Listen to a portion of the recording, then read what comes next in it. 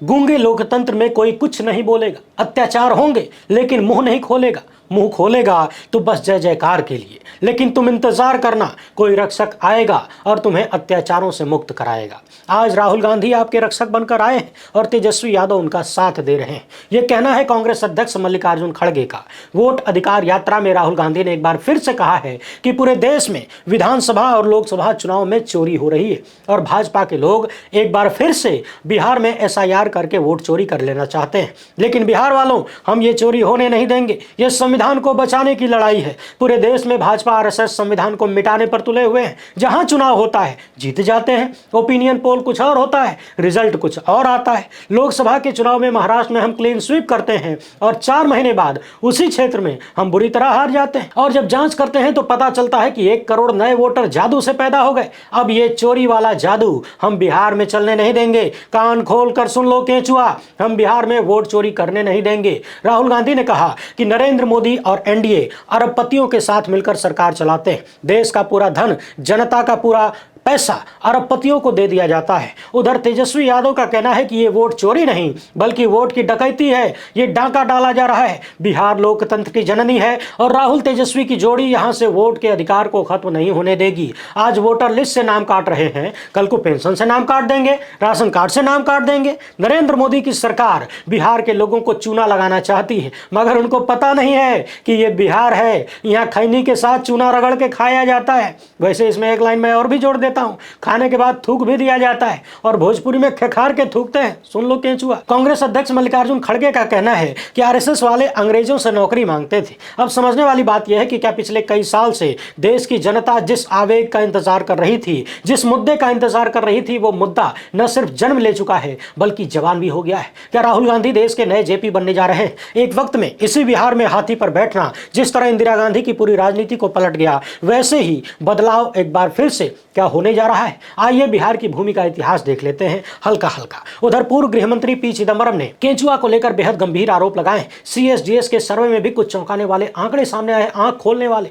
और राहुल गांधी ने देश की जनता से, खासकर बिहार के लोगों से अपील किया है। क्या अपील किया है उसको भी देखेंगे। वीडियो काफी जबरदस्त होने वाली है, क्योंकि बिहार के मिजाज को समझे बिना, बिहार की धरती के खून को समझे बिना आप इस यात्रा के और इस लड़ाई के अंजाम का अंदाजा नहीं लगा सकते। शायद गुजराती जोड़ी को भी अंदाजा नहीं है। जेपी के साथ कदमताल करने वाले लालू यादव ने ऐलान कर दिया है कि चोरों को हटाइए, बीजेपी को भगाइए, हमारी पार्टी को जिताइए। इसके साथ ही लालू यादव ने वो भी सुना दिया कि लागल लागल झुलनिया में धक्का बलम कलकत्ता चलो। आगे बढ़ने से पहले आप सभी से एक छोटी सी अपील है। पहली बार है तो चैनल को सब्सक्राइब करके घंटी बजा दीजिएगा टन से। हर एक वीडियो को लाइक और शेयर करना जरूरी होता है और अब तो आपकी शेयरिंग बहुत ज्यादा जरूरी है, क्योंकि आप ही के हाथ में है देश को जागरूक करना। हमारा काम पसंद आता हो तो इसकी QR कोड या फिर मोबाइल नंबर का प्रयोग करते हुए जो भी हो सके आर्थिक सहयोग भेजने का प्रयास जरूर करें, क्योंकि आपको मालूम है हम खुलकर इन मुद्दों पर चर्चा तभी कर पाते हैं जब आपके दम पर चलते हैं, किसी राजनीतिक दल या धन्ना सेठ के दम पर नहीं। 5 जून 1974 बिहार में छात्रों का आंदोलन भड़क चुका था। पटना के गांधी मैदान में जन सैलाब उमड़ा था। 70 बरस का एक बूढ़ा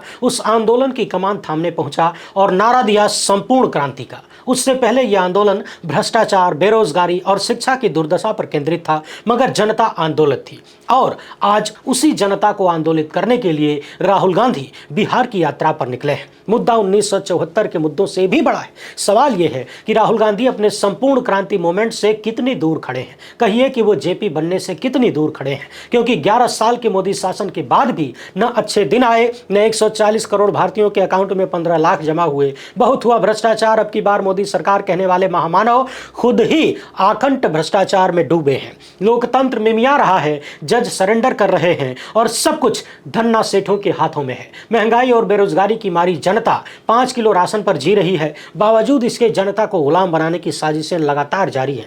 नॉन बायोलॉजिकल सत्ता जनता से वोट का अधिकार छीन लेना चाहती है और इसी अधिकार को बचाने की लड़ाई में राहुल गांधी आंदोलित हैं। उन्हें बिहार को जगाना है जो 20 साल के सुशासन से पीड़ित है। यानी 74 के मुकाबले चुनौती काफी बड़ी है, मगर इस लड़ाई का दायरा संपूर्ण भारत है। उत्तर प्रदेश से लेकर केरल और महाराष्ट्र से लेकर बंगाल तक वोट चोरी का मुद्दा गरमाया हुआ है और ये बिहार है बबुआ। क्रांति इन्हें होती है। लेफ्ट से लेकर समाजवाद की जसोदा है, गांधी का चंपारण है जिसने अंग्रेजों की नींद उड़ा दी थी और अब अंग्रेजों के दल्लों से वोट बचाने की लड़ाई सासाराम से शुरू हो चुकी है। कांग्रेस की वोट अधिकार यात्रा कोई साधारण यात्रा यात्रा नहीं, बल्कि इंदिरा गांधी के 1977 के बेलछी दौरे के बाद बिहार में पार्टी का सबसे बड़ा, सबसे संगठित और सबसे फोकस्ड जमीनी अभियान है। 77 में हाथी पर चढ़ी इंदिरा गांधी दलितों की मसीहा बन गई थी और आज राहुल गांधी दलितों, पिछड़ों और अति पिछड़ों की सबसे बड़ी आवाज बनकर निकल रहे हैं। 2024 में संविधान बचाओ के नारे के साथ उन्होंने तानाशाही शासन को बैसाखियों पर ला दिया और अब बिहार को मतने की तैयारी है, क्योंकि मोदी सत्ता की एक बैसाखी बिहार में टिकी है। मगर ये लड़ाई सिर्फ बिहार की नहीं है,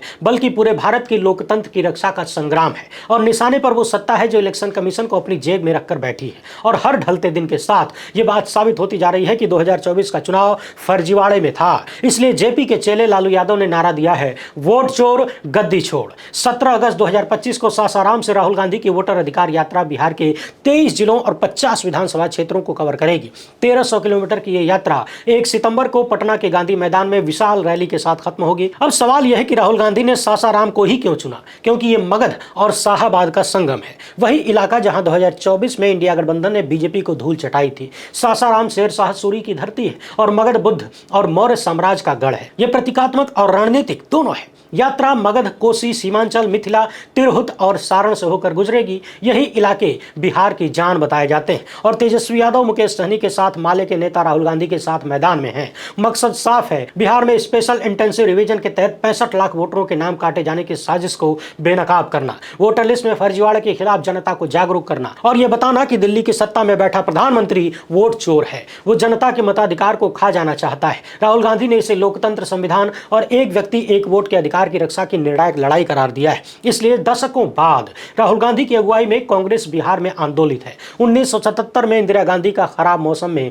हाथी पर बैठकर बेलछी का दौरा करना इतिहास बदल गया था। चुनावी हार की निराशा को इंदिरा गांधी ने झटक दिया था। यह दौरा उनकी राजनीतिक वापसी का टर्निंग पॉइंट बन गया, जबकि राहुल गांधी के लिए 2022 की भारत जोड़ो यात्रा टर्निंग पॉइंट थी और 2024 में भारत जोड़ो न्याय यात्रा के बाद लोकतंत्र ने नई करवट ली। इसलिए कांग्रेस कह रही है कि जब जब राहुल गांधी यात्रा पर निकले हैं, भारत ने नई सांस ली है। इंदिरा की लड़ाई सामाजिक अन्याय के खिलाफ थी, मगर राहुल गांधी की लड़ाई इस देश के लोगों के वोट को बचाने की लड़ाई है। और अगर जनता के पास वोट का अधिकार ही नहीं बचा तो जनता नहीं गुलाम हो जाएगी। बिहार में एसआईआर के तहत 22 लाख लोगों को मृत घोषित कर दिया गया, 36 लाख परमानेंट प्रवासी बता दिए गए और 7 लाख को डुप्लीकेट कह दिया गया। और ये सब बिना नोटिस, बिना पारदर्शिता और बिना जवाबदेही के हुआ है। सवाल यह है कि ये वोट चोरी नहीं तो क्या है? मगर सिर्फ नाम डिलीट नहीं किए गए, बिहार की ड्राफ्ट वोटर लिस्ट में फर्जी नाम जोड़े भी गए।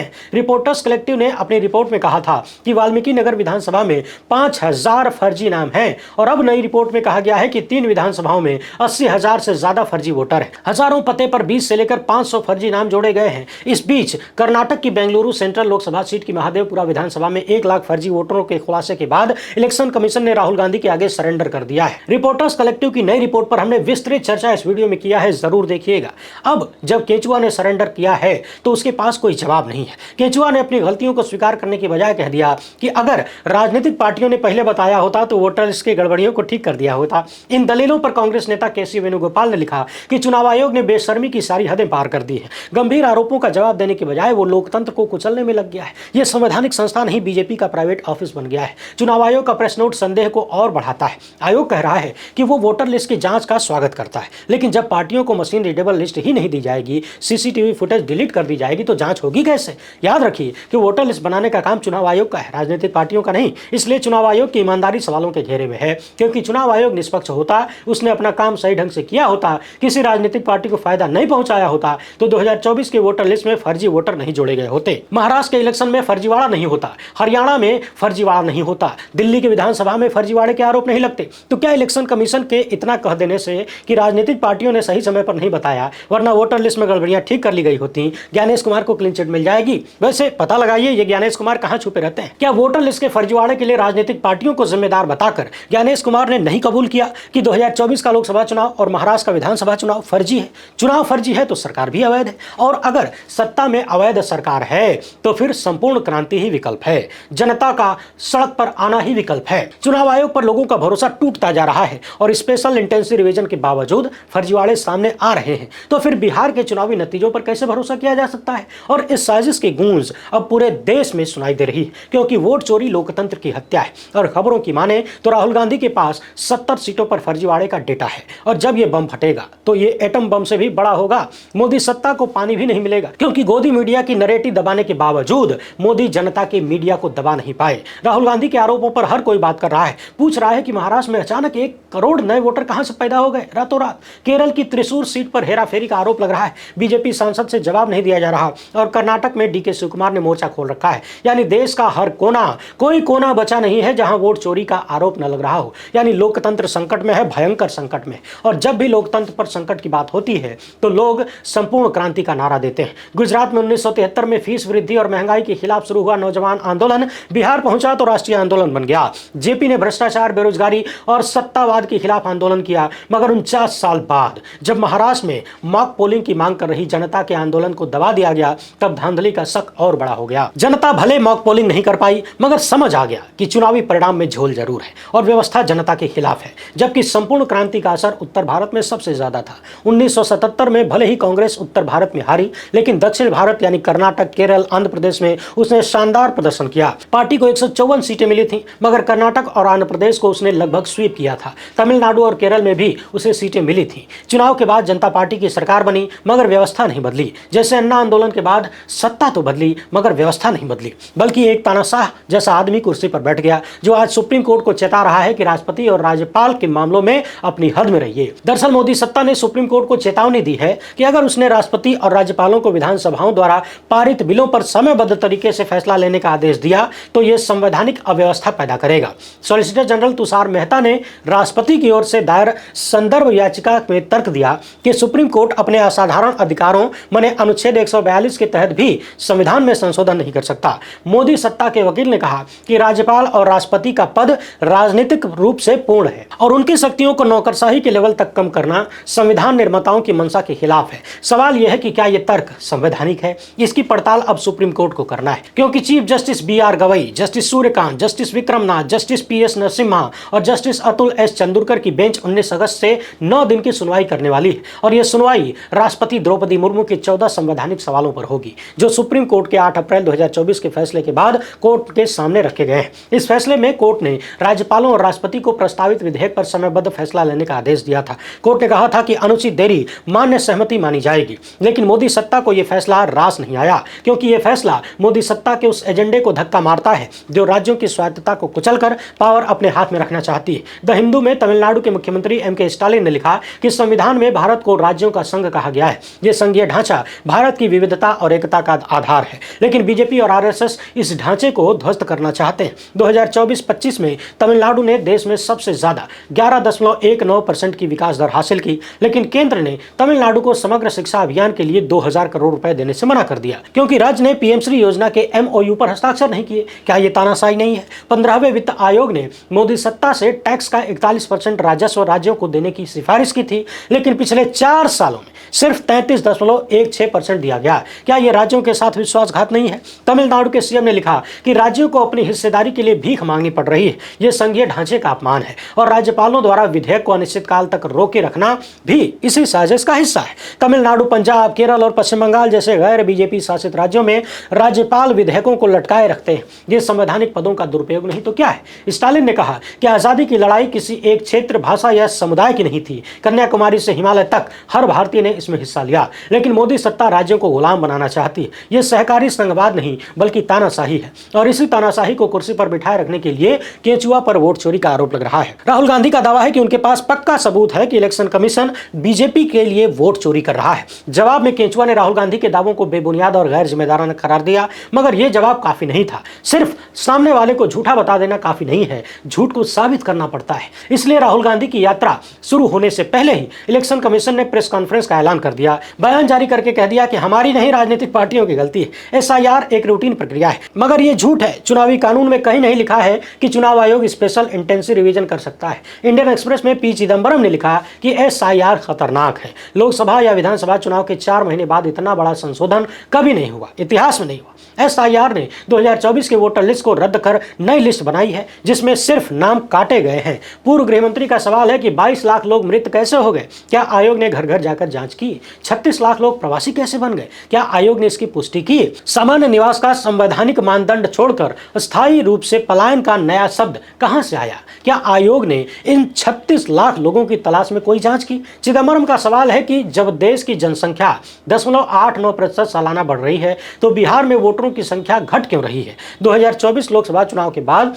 बिहार में लाखों युवा 18 साल के हुए होंगे, क्या उनके नाम एसआईआर में जोड़े गए? चिदम्बरम ने कहा कि एसआईआर का मकसद वोटरों का नरसंहार है क्योंकि एसआईआर में पारदर्शिता, सबूत और तर्क का अभाव है। इसका मकसद वोटरों से मताधिकार छीनना है और अगर एसआईआर दूसरे राज्यों में लागू हुआ तो करोड़ों नागरिकों का मताधिकार छिन जाएगा। इसके बाद चिदम्बरम की दलीलों पर लोक नीति सीएसडीएस के सर्वे ने भी मुहर लगा दी है। दिल्ली और 5 राज्यों में किए गए इस सर्वे के मुताबिक 52% लोगों के पास जन्म प्रमाण पत्र नहीं है, 41% लोगों के पास डोमिसाइल सर्टिफिकेट नहीं है, 42% लोगों के पास जाति प्रमाण पत्र नहीं है और जिनका जन्म 1 जुलाई 1987 के बाद हुआ है उन्हें अपने माता पिता के कागज दिखाने पड़ रहे हैं। लेकिन सवाल यह है कि जब माता पिता के पास दस्तावेज है ही नहीं तो बेटे बेटियां कहां से लाएंगे? मध्य प्रदेश में 87% लोगों ने कहा कि उनकी मां के पास 10वीं का सर्टिफिकेट नहीं है। 87% के पास नहीं है, खाली 13% के पास है। उत्तर प्रदेश में 68%, पश्चिम बंगाल में 64% लोगों के पास अपनी मां का 10वीं का सर्टिफिकेट नहीं है। जबकि मां के जन्म प्रमाण पत्र की बात करें तो उत्तर प्रदेश में 72% और पश्चिम बंगाल में 70% लोगों के पास मां का जन्म प्रमाण पत्र नहीं है। सवाल यह है कि जिनके पास सर्टिफिकेट नहीं है क्या उन गरीबों को वोट देने का हक नहीं है? और इस अधिकार को बचाने की जंग में उतरने से पहले राहुल गांधी ने एक्स पर लिखा कि हम बिहार की धरती से वोट चोरी के खिलाफ सीधी लड़ाई छेड़ रहे हैं, मगर इस यात्रा को सिर्फ एक कैंपेन नहीं बल्कि जन आंदोलन बनना होगा। राहुल गांधी ने युवाओं, मजदूरों और किसानों से इसमें शामिल होने की अपील की। सवाल यह है कि क्या ये यात्रा सिर्फ बिहार विधानसभा चुनाव के लिए नहीं या फिर 2029 के लोकसभा चुनाव की तैयारी है? क्योंकि इस यात्रा का असर पूरे देश में होगा और इसका फैलाव जेपी के आंदोलन से भी बड़ा है। ये यात्रा सिर्फ सत्ता के खिलाफ नहीं बल्कि उस साजिश के खिलाफ है जो भारत के लोकतंत्र को खत्म करना चाहती है और बिहार को फिर यह साबित करना होगा कि दिल्ली की सत्ता वही तय करता है। सवाल यह है कि क्या जनता इस संग्राम का हिस्सा बनेगी और नहीं बनेगी तो क्या गुलामी को स्वीकारेगी? वीडियो को ज्यादा से ज्यादा लोगों तक पहुंचाइए। पहली बार है तो चैनल को सब्सक्राइब कर लीजिए। अपनी राय कमेंट बॉक्स में जरूर लिखें। फिलहाल इतना ही। हमसे जुड़ने के लिए बहुत बहुत धन्यवाद। जय हिंद।